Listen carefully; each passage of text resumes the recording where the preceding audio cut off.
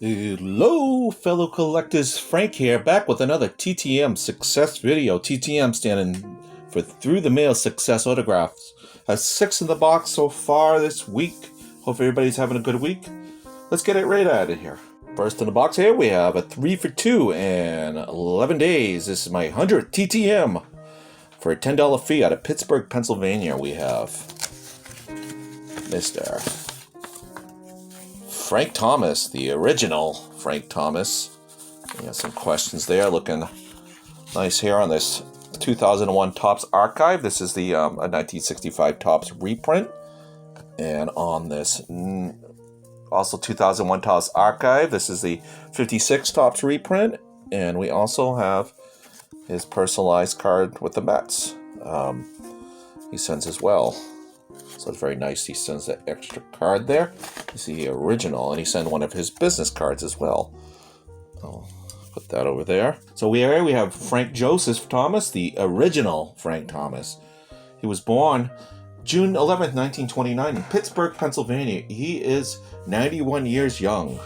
Mr. Thomas was a right-handed bat and throw-in, 3-time All-Star that played 16 seasons in the majors as an outfielder, as a third baseman, and a first baseman. He played from 1951 to 1966. The good bulk of his career in the 50s with the Pittsburgh Pirates, and played a season with the Cincinnati Reds, a few seasons with Chicago Cubs, Milwaukee Braves, New York Mets, Philadelphia Phillies, and his final season with the Houston Astros. So Frank Thomas was a career 266 hitter. He had 286 home runs in his career. He had over 20 home runs 10 times, including 6 consecutive seasons for the Pirates from 53 to 58, and hit 30 or more homers 3 times for the Pirates in 53, 30, and 58 with 35, and for the new expansion Mets in 62 with 34. And he did insert a few questions here, which I always do appreciate. Asked Mr. Thomas, who's your favorite teammate? And he said, I label all of my teammates. How does that say? He liked all his teammates, not labeled. He liked all of them. Toughest pitch he had success against: Don Newcomb, Carl Erskine, and Harvey Haddix. So I'm going to pop off some stats there against those 3 big pitches there. He hit off him quite well. Look at that. You know, he hit 391 versus Newcomb, 8 homers, over 300 versus Erskine and Haddix with 6 and 5 home runs, so quite nice there. And I asked him, favorite game, first game in the majors was his favorite. It was a dream come true for him. So thank you so much, Mr. Thomas. I do appreciate it. Next in the box, we have a 2 for 2 in 9 days. No fee out of Santa Clara, California. We have Mr. Chuck Eastergen on this 1963 Topps and a 1968 Flair as well. This is Charles Abraham Eastergen. He was born August 9th, 1931 in Boston, Massachusetts. He is 89 years old. He grew up from the age of 5 in Los Angeles. He was a right-handed hitting, left-handed right-handed hitting, throwing left field that played 6 seasons in the major, 58 to 63 with the Philadelphia Phillies, St. Louis Cardinals, 2 years with the Los Angeles Dodgers, Baltimore Orioles, Kansas City Athletics, a few years with the Cleveland Indians, and he rounded out his professional career playing in Japan in 1964 with the Kansuto Buffaloes of the Pacific League. In 1959, he set a World Series record with 2 pinch hit home runs against the Chicago White Sox, as you see in that card right there.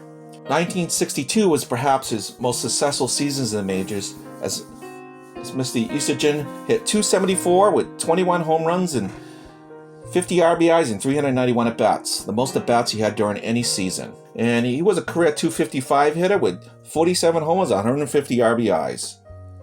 And he did answer a few questions as well. I asked him, who was your favorite team to play for? It was the Dodgers.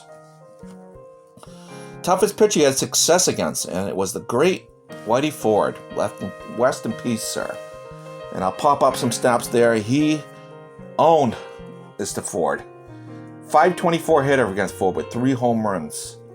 Quite nice. And most of that time versus Ford was with the Indians in 61 and 62. And do you have any hobbies? What do you enjoy doing? He enjoys fishing and gardening. So thank you so much. I do appreciate it. Next in the box here, we have a 3 for 3 in 13 days. No fee out of Oakland, California. We have Mr. Ed Brousseau. Looking nice here on this 1964 tops. This 1965 tops. This 1978 TCMA card. And some questions that we'll get to in a minute. We have Mr. Edward Francis Brousseau. Born May 2nd, 1932 in Los Angeles, California. He's 88 years young. He was a right-handed hit and throw and shortstop. Played 12 seasons in the majors. 56 to 67. Most of his career with the New York San Francisco Giants and the Boston Red Sox from 62 to 65. He was first signed by the Giants before the 50 season, and while playing in the minors, missed 2 seasons serving in the Marine Corps and during the Korean War. So, thank you so much for your service, Mr. Brousseau. He made his major league debut on June 14, 56 for the Giants, going 1 for 4 with an RBI. Perhaps his greatest years with the Red Sox from 62 to 65. Brousseau, a right-handed pull hitter, took advantage of the close wall in left field in Fenway, the Green Monster. In 63, he hit 20 home runs, a career high, the most by any shortstop in the league. Brousseau was selected as his one and only All-Star game in 64 with the Sox, though he did not play. Rounded out his career in 65 with the Mets and 67 with the Cardinals. Though he did not play a lot with the Cardinals, he was a part of the team that won the World Series that year against the Red Sox, appearing as a late inning replacement in Game 2 and Game 5. It's only 2 career postseason appearances. Mr. Brousseau was a career .252 hitter with 94 home runs and 365 RBIs. And he did answer a few questions here, which I do appreciate it. And I didn't answer the first question. I asked, toughest pitcher he had success against. He says Jim Button, but I think he misunderstood my question. It's just okay. It sometimes happens. He didn't hit too well against Jim Button, but I did pretty good against this other guy here that I'll mention in just a second. His most memorable game he played was in New York. He had 2 home runs. Triple in Fenway. So he had 2 home runs versus the Yankees on Thursday, May 30th, 1963 at Fenway Park, against right-handed starter Ralph Terry. He had a 2-run homer over the Green Monster in left in the second, a solo shot over the Monster in the ninth, tying the game 5-5. Although the Yankees won 6-5, scoring in the top of 10th, it was a big game for Mr. Brousseau, and he hit quite well against that pitcher that he hit 2 home runs against, Ralph Terry. Ralph Terry was a pretty decent pitcher. He was a All-Star in 1962, going 23-12 with a 3.19 ERA against with the Yankees, and he did not pop up some stops there. He was a career .400 hitter against Mr. Terry with 3 homers and 6 RBIs.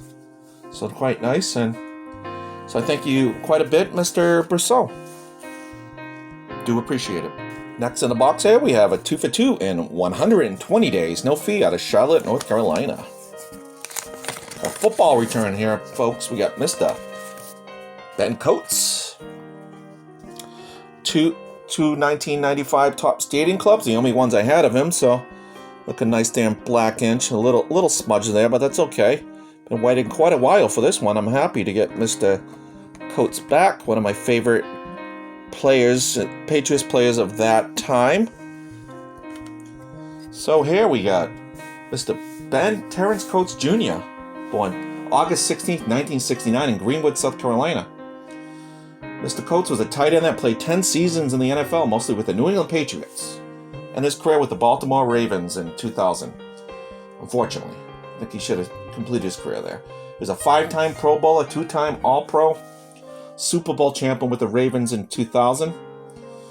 And I say the greatest Patriots tight end not named Gronk. So he compared himself to Gronk, a lot like Gronk. He was the Gronk of the 90s, I would say. He said of himself, compare himself to Gronk. Gronk kind of reminds me of myself. the way he breaks tackles, but he's much bigger than me, much stronger than me. Just to watch him, the way he catches the ball, he's very aggressive. So he's not the type that's going to lay down. He became like a defender when he gets the ball. He runs over people. He's trying to knock people out before they knock him out. So Ben Coates was awful lot like Mr. Gronk, maybe a little bigger and stronger, but do remember him being quite a good tight end with the Patriots. Not quite as injury-prone as Gronk, though. He played, Coates paired in 16 regular season games, all 16 regular season games in his career, in every season except one in 1998, when he missed 2. And as Gronk is a future Hall of Famer, I believe, my opinion, Coates belongs in there as well. As I said, one of my favorite. He was a 5th round pick of the Patriots in the 1991 NFL draft at Livingston College in Salisbury, North Carolina. He's known best. His career kind of took off when Drew Bledsoe arrived for the Patriots in 1993 and playing for legendary head coach Bill Parcells. Parcells, known for his reliance on tight ends, frequently used the then rookie quarterback Brousseau on passes to Coates. The tight end led the Patriots in receptions in 93 with 53 for 629 yards and 8 touchdowns. 1994 was his breakout year. He caught 96 catches, the most ever for a tight end to that point, breaking a previously held record by Todd Christensen in 86. Later broken by Tony Gonzalez in 04. He had his only 1,000-yard-plus season, catching for 1,174 yards that season, while scoring 7 touchdowns. He appeared in his first Pro Bowl that year and would appear the next 4 as well.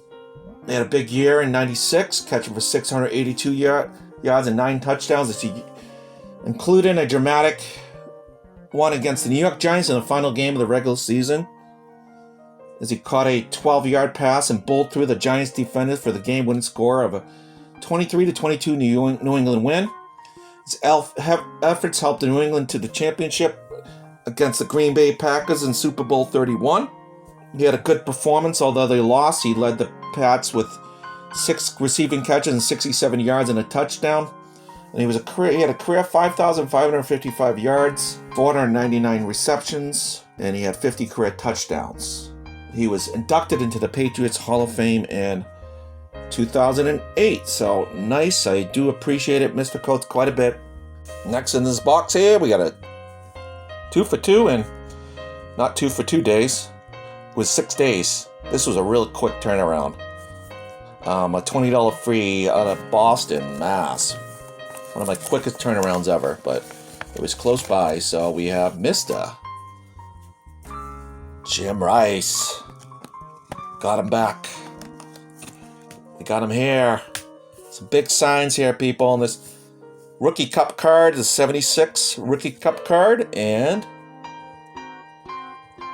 put that right there on his 1975 Topps Rookie card. Man, a good one here. So, we got James Edward Rice. Let's talk about him a little bit here.